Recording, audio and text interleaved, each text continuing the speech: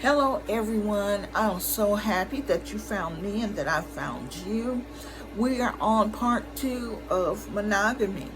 When we left off on that video, I was speaking about rape and the blood, spilling of blood covenant that joins people in one flesh in the Old Testament.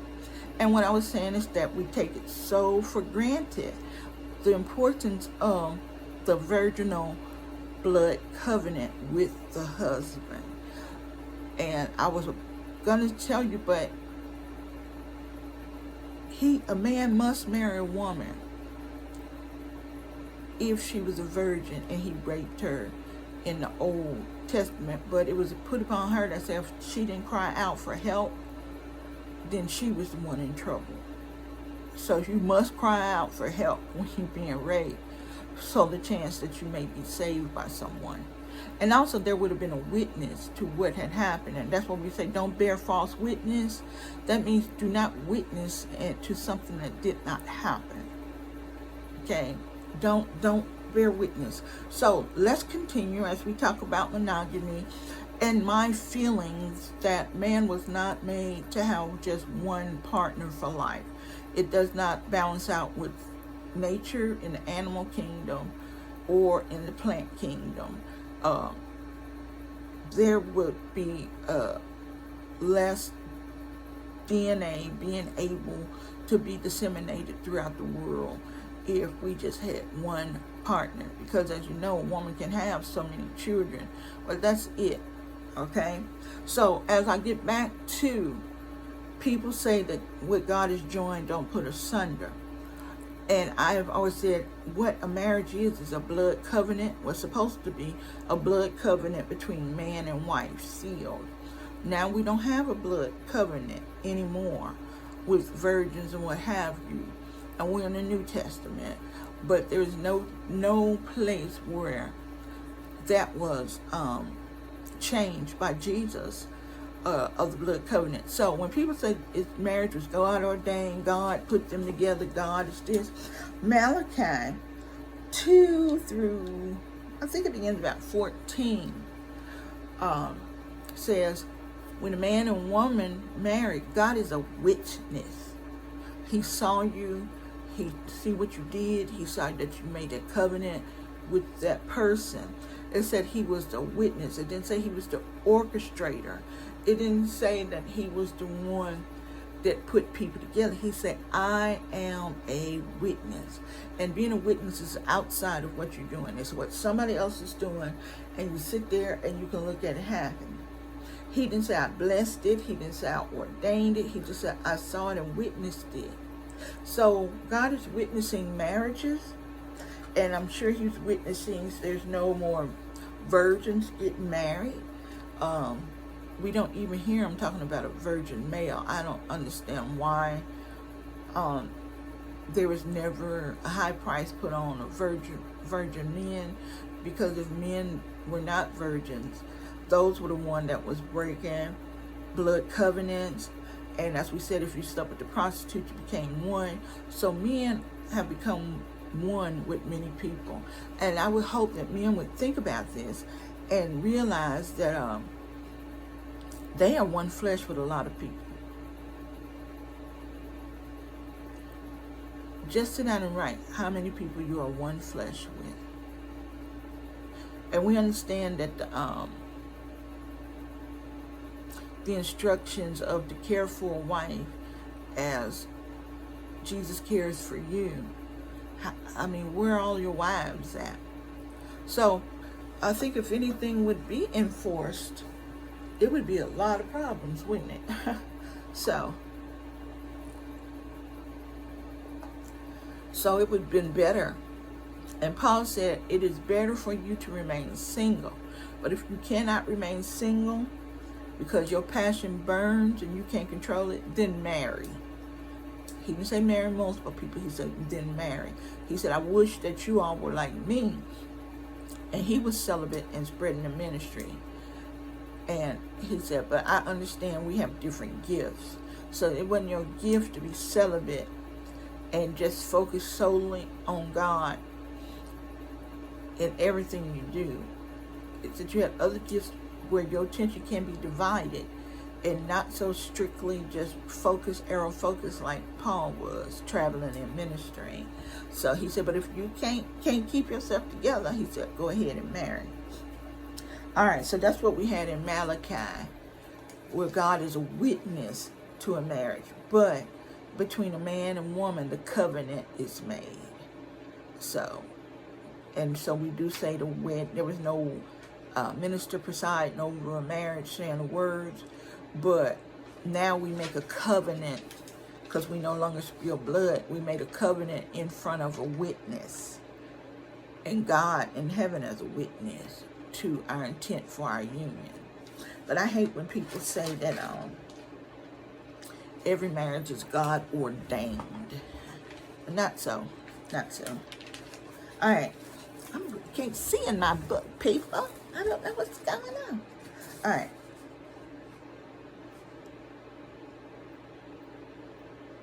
We have also the Mosaic Law, and that's the Old Testament. Mosaic Law is the 5 first chapters of the Bible, and that Mosaic Law in Deuteronomy 21, 1 through 17 say, it allows for multiple wives of foreign prisoners captured during conquest. So if they brought back women from a battle they had fought and won, men could go and look at them and say, I would like another wife, and marry another one person that's out of the prisoners. It seemed like it was really pushed, because where would those people, women, be held the rest of their lives while their city has been destroyed, their homeland has been raided, and men were killed and gone, and they couldn't just keep them where, in a cage or something? So men could marry those women captured, so they would be still taken care of and wouldn't be like in exile, living without their native land and dying because there's no one to marry or take care of them. So the Mosaic Law said they could marry them. And like I said, many people say in the New Testament there's a command for one wife, one husband, and it is. Paul in 1 Timothy 3, chapter 3, verse 2 said overseers to have one wife. An overseer was considered what we consider now pastor, preacher, the one that oversees a flock of parishioners. And it says for that overseer, he should have one wife. And I would say, in my estimate, just me, that if multiple wives, your time will be spread out doing other things and not being overseeing your parishioners that you guide and instruct and teach. I mean, if you got a lot of stuff going on at home, you just can't come to a call for prayer or whatever from your congregation. And like I say, in 1 Corinthians chapter 7, to prevent sexual immorality, you should have one husband and one wife. One husband and one wife, Paul told you, so you wouldn't be out trying to sleep with everybody. Go ahead and get married. You want to have sex, so you will not become immoral. Is that right? Immoral? So you wouldn't be out there causing confusion and sinning and taking virginity of girls, not marrying them, creating babies, not taking care of them. It said get you one wife to have sex with, and so you can stop that stuff.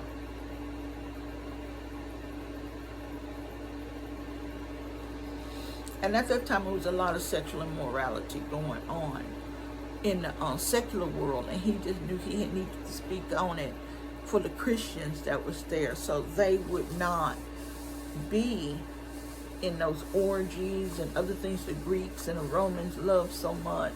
He was saying we need to take care of each other better. We need to treat each other with more decency. We need to just stop going round and round and round, spreading our seed, just tearing down. And we can see that now. But like I'm saying, I don't believe it was meant for him to have even one. Because you hear Paul say, passion burns. It is so strong. if you can't withstand from sex, and if you don't have access to sex regularly, you'll start to do immoral behaviors. Okay, and we know with one wife, that one wife is like, I have a headache, baby, the baby kept me up all day and night, I'm tired.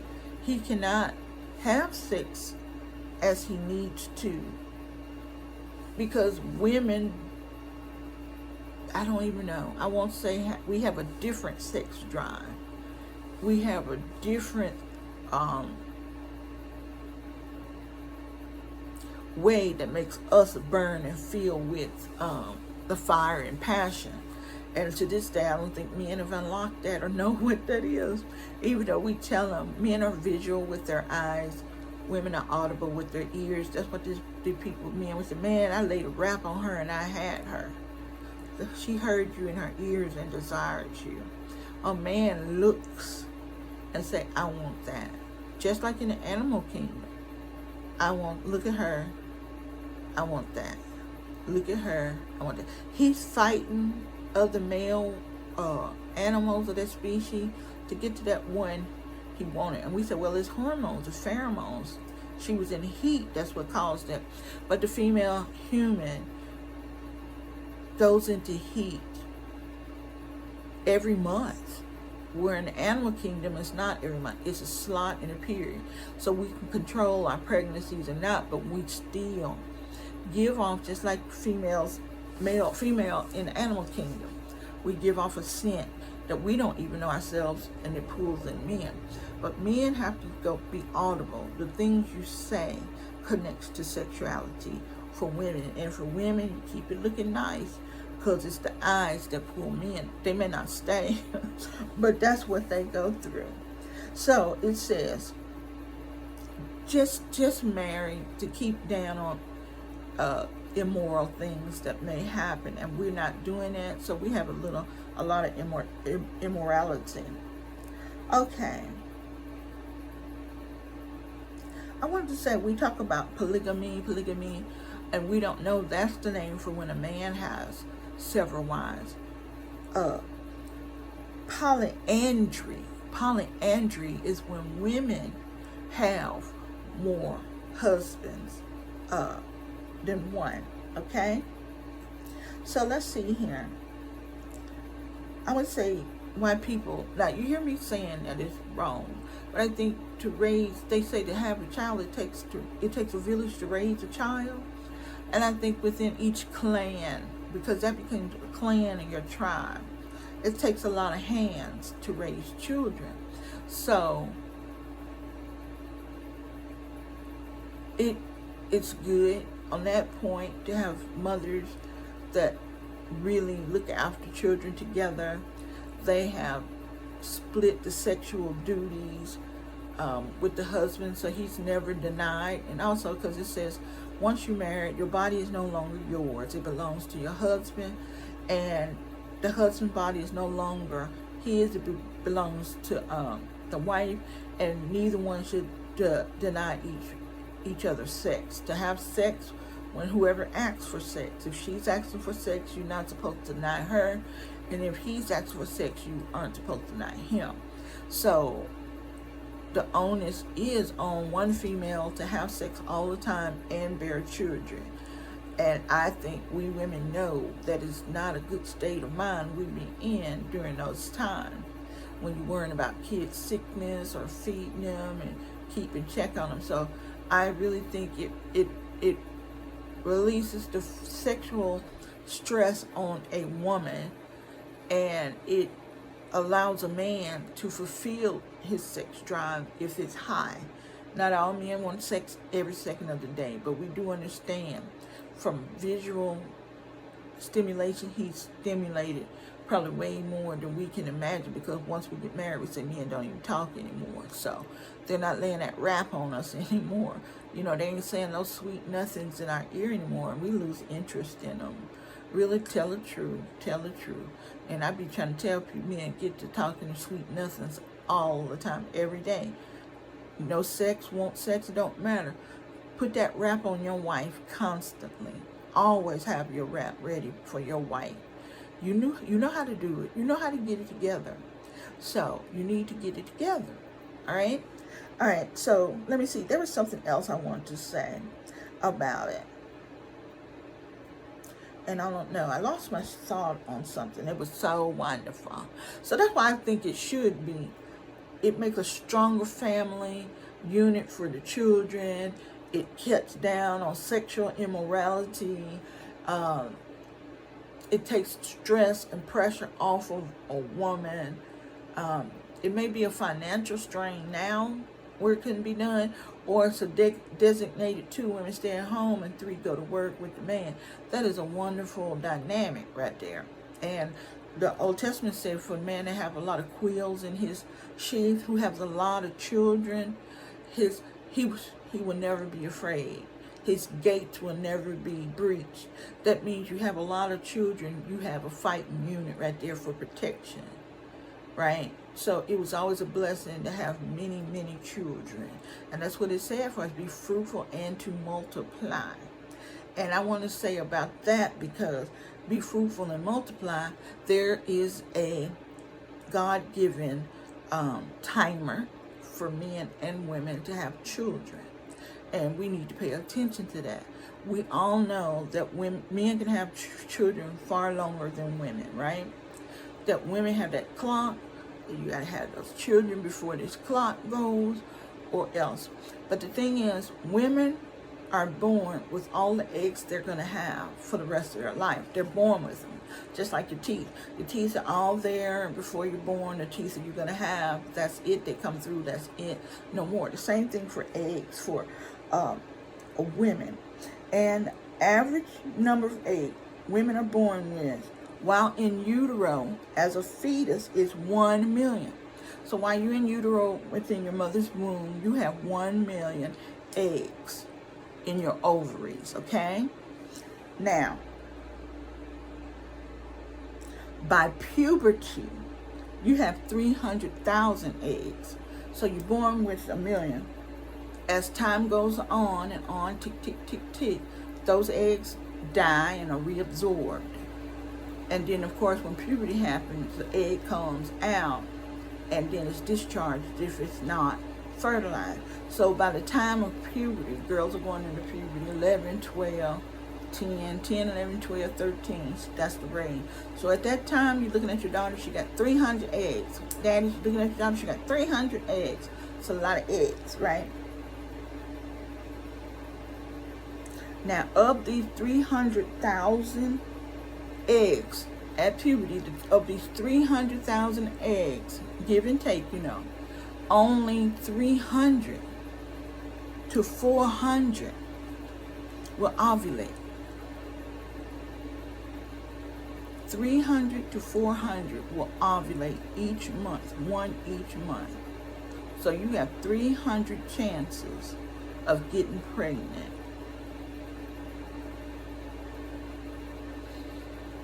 Once you reach puberty. Seems like a lot, don't it? But if you count the days, I'm not going to do the math. I don't want my head exploding. But I wonder how long that would be your window. But we say from puberty to 35, to women go into menopause. And that time varies. That's when their eggs run out. Some people I went into menopause when I was 50. Okay, you had enough eggs to go that long. Some people go into menopause age 44. That's it. That's all the eggs they had. So when you are out of eggs, we know when you're out of eggs, you go into menopause. You're no longer releasing an egg to be fertilized. But after puberty, whatever that time is between menopause, whatever age that is in menopause, you have 300 to 400 chances of getting pregnant. So that stops, and that's why birth control is so necessary, huh? Okay, now let's look at men. Okay, men make 1,500 sperms per second. Now look, in our lifetime, we have 300 to 400 chances of getting pregnant. In one day, a man could have 2 kids per one. in a day, and ours is a month. So if he had one every day, he could have 30 to 31 children a day. Wow. Wow. So you do see the man was meant to impregnate a lot. Women were not made to be pregnant that much. You can have people that had 20 kids, I know, 14, who else know? But you do see that the scale is tipped towards men being fruitful and multiplying. And the woman is not fertile as long as he is. So there was a reason for multiple wives, so the man's name can be carried forever on the land. And like I say, animals go extinct because of reproductive problems or inbreeding and not outside coming in, or it has to stop when the female is no longer able to be fertile. And you can become extinct. A species can become extinct because of that. So why wouldn't, with this high number of sperm, 1,500 a second? I said day, didn't I? A second? He's just a walking baby manufacturer. He is. And we look at him, so, like we said, he got 10, 12 kids. God evidently stamp of approval for him to get a lot of people pregnant. But it was in the bounds of being married, because when you had sex with someone, you became a one flesh. You and that person was one. You took care of each other. You cared for each other's well-being, what have you. And in that same sense, when you have multiple wives, you get that sex addiction satisfied. You talk to this wife, put some sweet talks and woo her. You go to another one and woo her, what she like. You get all of that conquering, stalking, getting your prey energy, being a dominant male that women are attracted to. You got 4 of them, 5 of them. So I think it is something about it, and that's why I say I don't believe men were meant to be monogamous, especially based on the extreme of his seed production compared to ours, and our cap on when we can have children. We don't do it forever. So be fruitful and multiply would end with him and the wife. If she went in menopause at 40, that was it. Even though he's able to be fruitful and multiply still. So I don't think that imbalance was not intentional. I think it was intentional. That's me and what I think. I want to know what you think, though. All right. So the man makes 1,500 sperm per second, releasing. He makes that many, but he releases 20 to 300 at a time. So, ladies, you're having sex. You have 300 sperm by the time you get up and go wash in that little whole bath. 300 sperm trying to get to an egg if it's there. 300. Wow.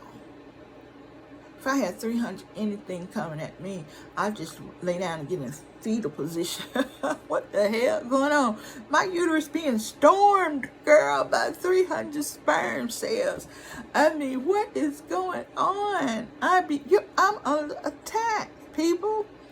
Wow, and that's what we said with cervical cancer. Can you imagine 300 different sperm from different men plowing and digging into your uterus, trying to make it, and we just think they wash off and whatever. If you watch Paternity Court, the doctors be trying to give you due dates. This is the window you got pregnant, blah, blah, blah. And hell, you was pregnant 3 weeks before then. There's something going on about, they say that the sperm lives 3 days, but that you see how much they be missing them time of conception? I don't think we get that down yet. I really don't think we have it down how long sperm make it in the vagina. And like I say, their DNA becomes embedded in us having multiple partners, we take that on and become one. Look at the science behind it. Tell me if I'm right or wrong. When they said we do become one, even if we sleep with the prostitute, we become one. That cells transfer during sex. It shows a biological joining together, whether you do it or not. That is something that's not changed by the New Testament, about multiple wives or what have you. That is encoded, okay? That it's encoded biologically, that whoever you're having sex with, you become one, even if you ain't together anymore. And we all going to have to answer. We all going to have to answer about that, because it was a mandate in the New Testament to treat your partner that you are now one with the way Jesus, God would treat you. And those people don't know them. They're one of their flesh name anymore, most of them. So I think that's all I wanted to cover. Let's see. It says polygamy is in 25% of 34 countries in the world. 25% of 34 countries that were surveyed. That's a nice number size. So it is still being practiced and going on. And it's common in the Muslim communities of West Africa. And it's in Utah, Colorado, and Texas. You can find polygamous marriages. So let's see, why would it be wrong to have polygamy? And this is what it says. There are a higher rate of domestic violence. Can you imagine if the women got mad at him about the same thing, they all jumped him verbally? Oh my gosh, that would be horrible, wouldn't it? And there's psychological distress. Women will vie for the attention of a man. They have to, their egos have to be fed also. People, just like men, a man and a woman, have differences in discipline. Those women he marries, like, don't whoop my kid, but I'll whoop your kid, or quit screaming at my kid. So it's a lot of physiological distress. And then if you wonder, he sleep with her more, does he like her body more than mine? I done put on weight and she's still skinny. I feel bad. Low self-esteem. There's a lot of things that, and that's what they say, co-wife conflict. He likes your lasagna better than mine. You always cooking him lasagna because he loves it so much, and you just trying to make me look bad. So it's co-wife conflict. And the man would have greater control of the women. I don't know how that is so. Greater control. I don't know. Can y'all just give me a little note and an idea of how a man married to 5 wives will have greater control of them? I understand financially, but I mean, he can't boast them in the home and make them not get a job. If he was holding money, I don't know how he could have greater control, because control needs isolation and abuse. And it's really like the drip of a drip of water on your skin in an African proverb. It just starts dripping in one place. After it keeps just dripping in that same place over and over, after a while it becomes sore. So that's how a lot of abusive husbands maintain their control over their wife. That slow drip constantly in the same exact place, causing injury. He ain't got time to do all that really, because he bounces between other wives. All right, people. So that's my take. I wanted to share with you all about my belief that men should have more than one wife. I'm a married woman. Everybody say, my daughters, I've shared this with them, and they're like, well, I would have to be the first wife. I would have to be. Everybody wanted to be the first love, the first woman he wanted to marry. How beautiful. You are special forever, and anyone that comes after you know that he started and began love with you. So, other than that, the position of the wives and things like that, I don't know. But I think it would be stressful and anxiety-ridden and depressive. But you have all of that in single marriages. You do. You have that in monogamous marriages, the same stress and everything. you get in conflict with your husband about co-parenting, you know. All right. I thank you all so much for viewing this video.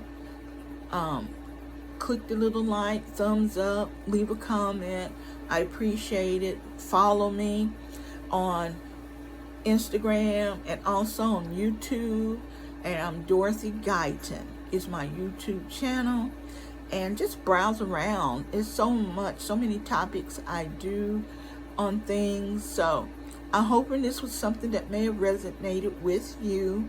If not, maybe you could discuss it with your husband or girlfriend. This crazy woman said men don't need to have multiple sex partners, married sex partners, okay? Eat it up, chew it up, have a good time. Leave me good comments, so too. You don't have to be destructive and ugly towards me if you don't believe in what I believe. I'm so proud that you do have beliefs that are your own, that you study them and form them on your own. And for others that want to look at things in different light and just twist and bat it around, here I am. So thank you so much for today. And if you don't know, let me tell you, I love you, baby.